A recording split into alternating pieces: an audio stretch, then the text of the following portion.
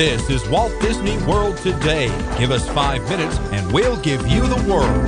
It's Monday, September 14th, 2009, and this is episode 617 of WDW Today. I'm Matt Hochberg of StudioCentral.com. Joining me on today's show is Mike Newell of Mouse World Radio. Hi, Mike. Hey, man, I have nothing witty to say to you tonight. Well, Mike, the Jets are 1-0. Prediction? Woohoo, baby, we're going all the way to 2-0. 2-0, okay. A lofty prediction. And then that's it. That's it. Also joining us on today's show is Len Testa, co-author of the Unofficial Guide to Walt Disney World. And Len, on local news over here, they have a reporter whose name is actually Steve Barrett, and he does the Disney World beat. It's freaking me out. That's weird, isn't it? It's very weird. It's freaking me out. He's not bald, and he doesn't wear a He's not a doctor. Not a doctor doing it on the side. Yeah, exactly. No, it's a different guy, but it's just. And what, a safari hat? Yeah. And a safari hat. It's just freaking me out. Also joining us on today's show is Mike Scopa, a senior feature writer and blogger for allears.net. Welcome, Mike. Beauty and love will always survive. Beauty and the Beast. Fantastic. Fantastic, Matt. You got it again. Ah, very good. And foot faulting his way into the podcast is... Also joining us on today's show is Chris Eliopoulos of DesperateTimes.com. Welcome back, Chris. With great power comes great responsibility. Spider-Man. Very nice. Spider-Man? Yeah, it's from Spider-Man.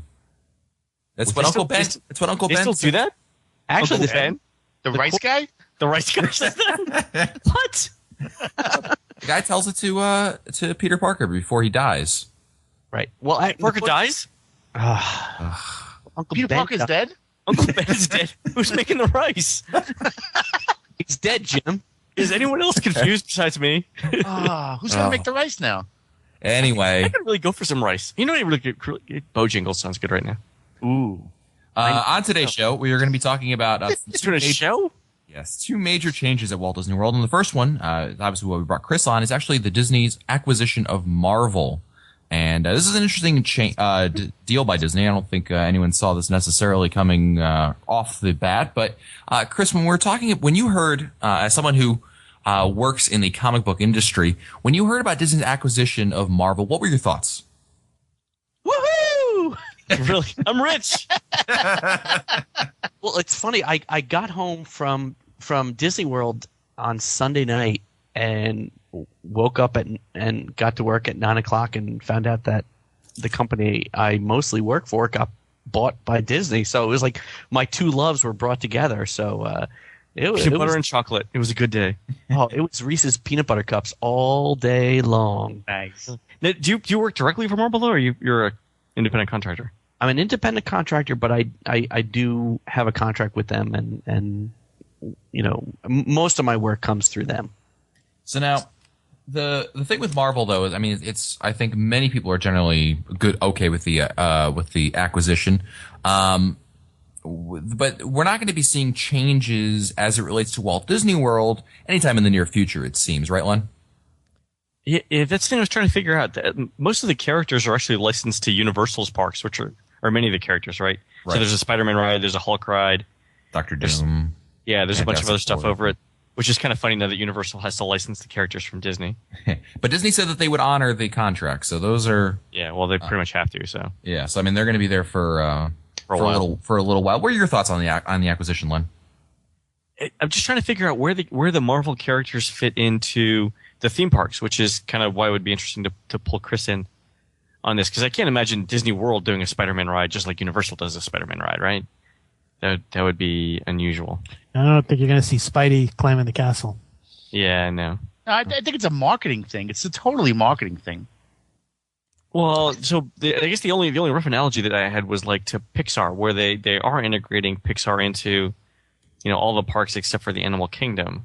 Well, I thought actually a better analogy, Len, might actually be when Disney bought what used to be Fox Family Channel, and they acquired now it's the ABC Family Channel, obviously, but with that deal, they got properties like the Power Rangers, which actually did make it into the park in that regard. It took a few years, but you know they brought that part into it. But like you said, I think it's actually going to, or I think Newell said it, it's going to be. I think, at least personally, I kind of see the Marvel deal being a deal that's more going to be affecting Disney outside of the parks. Yeah, I think so too. Yeah, I think Chris? you're gonna start seeing the movies being released on Buena Vista and being distributed by Buena Vista. I think it's more of a distribution marketing plan than it is to bring those actual characters into the parks. Yeah, Chris, what are your thoughts? Yeah. Well, let's first just say, because I want to protect myself and say that I have no knowledge of any of this stuff. I mean, I may work for them, but I don't have any inside knowledge of. Why did we bring you on the show then? Yeah, Because short and stupid, and stupid related Stupid to the rule- land. So On this show, stupid rules. stupid rules. But I guess I do have a working knowledge of the Marvel characters and stuff. And from what I understand, from what I heard, is that the contract is that Disney cannot, or any outside theme park cannot have any of the Marvel characters anywhere east of the Mississippi. Yep. In the continental United States. So you've got Disneyland, you've got Hong Kong, you've got Japan, and anywhere else they decide to run Disney characters. But I tend to think that the choice was made to buy Disney for the properties that they can make movies out of. I tend to think that more. I think really it's looking movies for. too. I don't think they're looking for theme park attractions. Right. So Movies. So they've got like 4,000 characters, right? 5,000 and about 4,000 of them are second-tier characters that probably nobody in the world has ever heard of. I mean, if you think about it, Like- Iron Man was heard of until the movie came out. Most people didn't know who this character was. So. well, I'd like to point out, Chris, that Really? Dr. Hochberg is now a Disney licensed character, right? Well, who wrote him into that book? That's right. He appeared in Fantastic Four. Yeah, He's real. some hack Dr. short. Hochberg is now He's now a licensed Disney employee. Yes, right. Wow. Does he render his enemies helpless with his fast talk with his toy dinosaur. and mispronounced names? Wow. Yeah. Scared his the little daylights out of me. Anyway, He's from Piscataway. So yeah, I don't. he's Yeah. from Piscataway. Piscataway. And he only eats at Pico Spills. I'm Wow. sad. at any rate, Anyway, But yeah, so I don't really think that there's going to be a large influx of Marvel characters into the theme parks immediately. I think this was more of a down the road purchase. I would assume maybe over time they would buy out some of the licensees, in terms of movies, like the Spider-Mans, the X-Men's, that kind of thing. But I really don't see them bringing the characters into the theme parks. And even then, if you think about it, Magic Kingdom, where are they going to fit in the Magic Kingdom? That's what I was trying to Epcot. figure out. Yeah. So that's why I didn't think it was a theme park play. I thought it was movies and television and stuff like that. And if it's the movies, it may tend to go into Matt's favorite park, and even then, it's going to take some time before they're able to even do that. So, I think this was a purchase for the future. Hey, Chris, I got a question. We've all been reading what the Disney insiders think. What do the comic book insiders think of the deal? It's funny. We've sort of been living in this world where we're not sure that the future holds any comic book readers, and the numbers are good for where we are, but in the grand scheme of things, they're not great numbers in terms of audiences. Like there's millions of people that have seen the Iron Man movie, and we only get about 50,000 people who will buy an Iron Man comic book.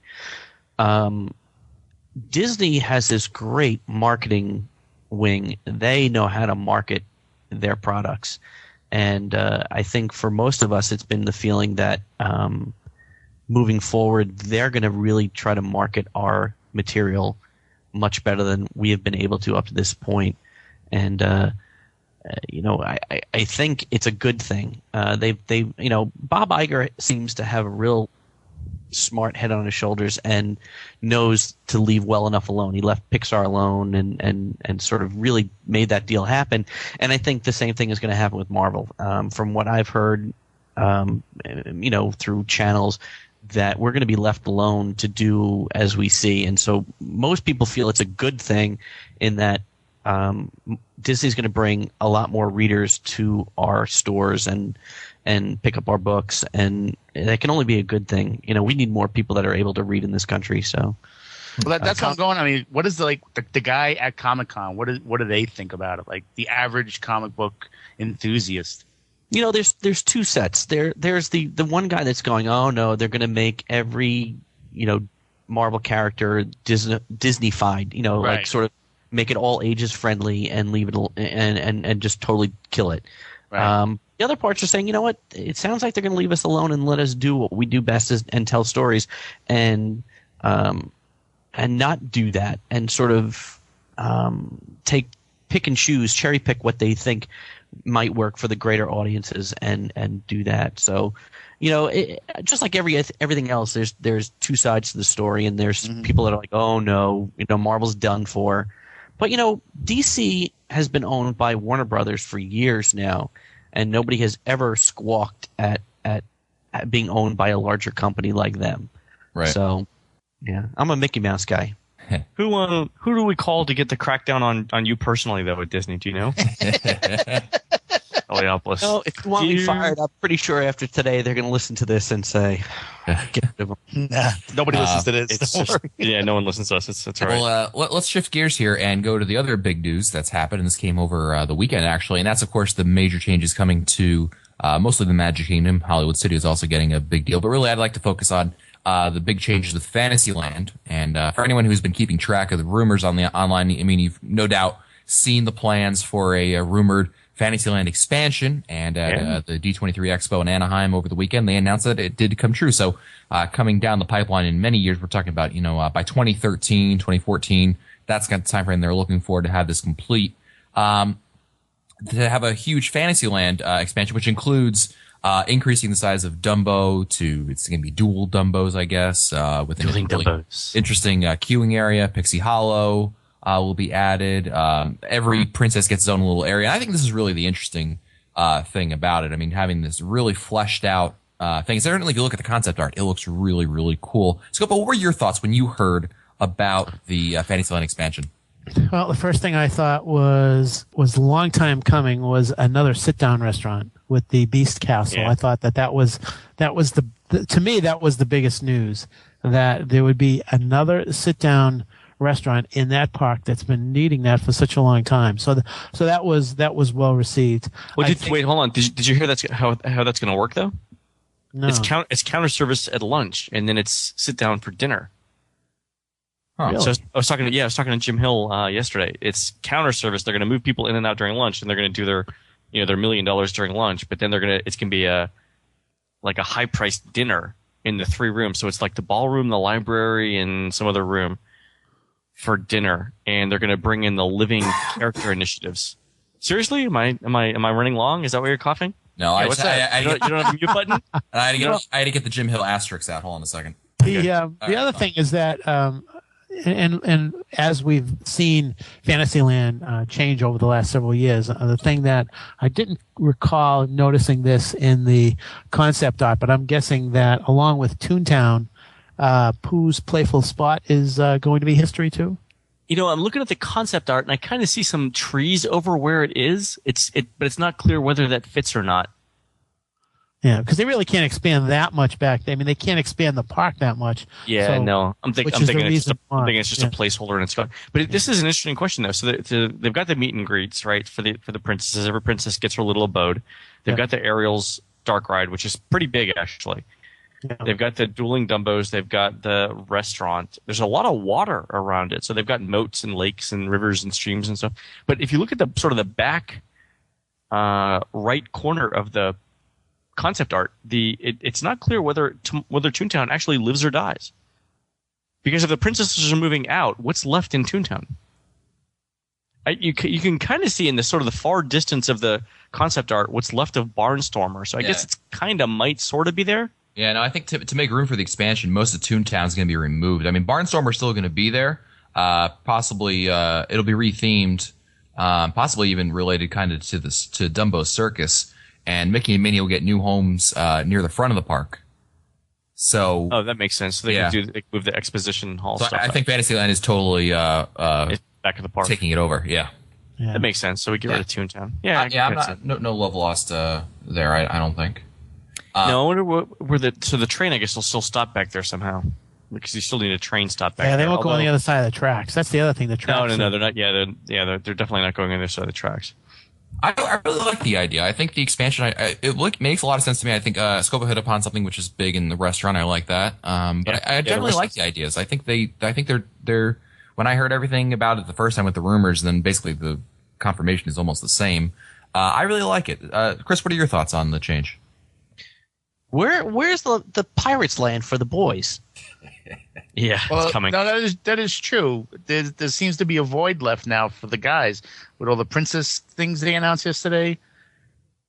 I agree with Chris. Don't forget, their big marketing push now is princesses and fairies. Yeah, I mean, look, I'm biased. I got 2 boys, and that's where Marvel Comics comes in. See, but we go to the boys. Right? I mean, right now they're 10 years old. We go to Fantasyland. It's just a way to get through to get to pirates, and there's nothing in that land that my kids are going to want to go see. Yeah, it's true with Princess Greetings. Enter Hollywood Studios. Yeah, exactly. They actually were very excited for the other news about Star Tours. Yes, they were really they were jumping up and down on that one. So see, I was until I saw the video clip. Yeah. See, let's wait and see on that one. The video clip looks a they're little kids. They think Jar Jar Binks is better than Han Solo. So I've already written those kids off. You're dead to me. Yeah, you're not raising them well. Yeah. I mean, as a Star Wars fan, the pod racing is probably one of the worst aspects of Star Wars in general, along with most of the first episode. But the saving grace, I guess, is that from everything we're reading, Chris, is that the pod race, it's not going to be centered around the pod race, it's just one aspect of it. So hopefully that's the case. Well, that's what they released in terms of the video and information. Right. So they saw that and they were really excited. Long, yeah. Yeah. When I told them that Fantasyland was going to be almost more than double the size, they went, so? I mean, they like, Ariel, who cares? So, it's great. Until they're about 14. True. Until they see Belle, and then they'll be right in line behind Scopa. Well, you guys bring up a very good point. How you doing? Could Disney be taking a risk by focusing more on one demographic rather than the other, rather than try to embrace a combination of demographics for each and every land? Maybe they're making a mistake, because Fantasyland will now be, obviously, that will have a larger footprint than any of the other lands in the Magic Kingdom. So it'll be really interesting to see what happens. But Fantasyland is one of the dominant lands in every other theme park. I mean, look how big it is in Disneyland. Look how big it is in Paris. It's huge. Well, I mean, am I mistaken? I mean, maybe I'm missing something here, but am I the only one who always thought that Disney World in general was slanted towards girls to begin with? Yeah, I never thought that. Yeah, me neither. Yeah, you're the only one. Thinking it now, though. And that's why it appealed to you, Matt. Anyway, so here's one of the interesting things about the idea. So one of the new features that they're going to add, and I think it's going up next year, is the castle walls that'll delineate the new Fantasyland land from the old land. So the idea that the way that Jim Hill explained it to me is you're actually going outside the castle walls, and that's sort of the theme. You're actually outside the castle when you go to these new lands. That's kind of neat. Yeah. The water features look interesting. Well, that makes sense, Len, because you're dealing with Cinderella's chateau, and so Cinderella's chateau is a little cottage that's far, far from the castle. It looks good. I mean, look, they're always doing things the right way. They're going to do it. It's going to be phenomenal to look at. Yeah. I'm just wondering. I mean, I've heard. What is it? There's a restaurant. It's Gaston's. That's going to be very manly. Yeah, that was be awesome. It's going to be decorated with antlers, Newell's favorite. Antler court. That's right. I think that's a great idea. Yeah. It's a tavern, but they're not going to sell alcohol. They don't sell alcohol there. Yeah. So what is it going to be? Some sudsy root beer and sarsaparilla? That's going to be awesome. Some foul language? I mean, what is it? The expectorating. He's particularly good at it, right? Here. Just like brawls will break out on the hour. It'll be brawls. That's nice. Arm wrestling contest. I'll have the stag. Awesome. Although based on Gaston's diet, I guess whatever they serve over there will have a high level of cholesterol. It'll just be eggs, everything. Yeah, exactly. Yeah. I think it's a great idea. So we'll say. Yeah. And like Chris says, they'll work it out. It'll be good. We'll love it when it comes out. I mean, yeah. Well, Len, let me ask you about this. Dumbo is obviously getting a major change here. Not only is it getting doubled in capacity, but it's also getting a very interesting queue line, kind of like taking Soarin's queue line, but then taking it to the next level, in my opinion. What are your thoughts on the Dumbo ride over there in terms of how they're changing it? I haven't heard the queue change. What is it? Well, they're going to have, it's not like, I mean, basically, as Jay Rizzullo explained it wasn't like you don't wait in line, you're like entertained in line. There's like queue interactive kind of things going on over there. He didn't obviously go into too much terrible amount of detail here. But instead of like there being just your typical queue, it'll be more like an interactive thing, I guess, that would, along the lines of, of Soarin' and things like that. You look at the picture, it looks like they've got like dancing fountains and clowns on unicycles and big top thing going. So it might be just, a bit more. It's like Glenn's Playroom. Yeah, exactly. It's like my other. Yeah, that's it. Well, without the sauna. Well, the other big thing about Fantasyland, probably the biggest aspect of Fantasyland changing is, of course, they're adding the new Little Mermaid ride, which is the same dark ride from DCA. Yeah, it's gonna be. What's the same one? I think so. Well, so it's an e-ticket attraction. Is that true? Yeah, they have in Disneyland. It's a big ride. Yeah, DCA. So explain the ride a little bit, Len, without going into terrible detail. So it follows the story of Ariel, I believe. So the Little Mermaid ride. Yeah, but it's long. Thanks. Yeah, well, yeah, I'm there for you. Oh man, what kind of a ride is it? Right, I'm thinking e-ticket ride. I don't equate a dark ride with an e-ticket ride. I'm not that sure on it. Because when they say e-ticket rides, instantly in my mind I think of Expedition Everest, Tower of Terror, right? The big names. Yeah, those kinds of huge, those kinds of trains. But I mean, I guess maybe it's just gonna be a different kind of ride. I was just curious as to. It's like Toy Story Mania. You'd say that would be an e-ticket ride, right? Yeah, obviously the crowds definitely dictate that it is now for sure. Yep. Interesting. Cool. Well, that's it for us today. Thank you, Chris Eliopoulos, for joining us. And, of course, you can check out Chris's drawings at DesperateTimes.com. And Is there a book coming out, Chris? MiseryLoveSherman.com. I got a couple of books coming out soon, so keep running to those websites. And hey, when am I going to get the death keychain? Oh, yeah, I saw that one too. Just send your address, and we'll send it over there. Nice. I want to buy one. I don't want your stinking generosity. Let's buy one. Where do I buy one? Anyway, that's it for us today. If you want to find our older episodes, read our show notes, or send us your comments, visit the WDW Today website at WDWtoday.com. For Len Testa, Mike Scopa, Mike Newell, and Chris Eliopoulos, I'm Matt Hochberg. We'll see you on the next show. Stupid Judy, stupid energy. This has been a production of Mouse World Radio.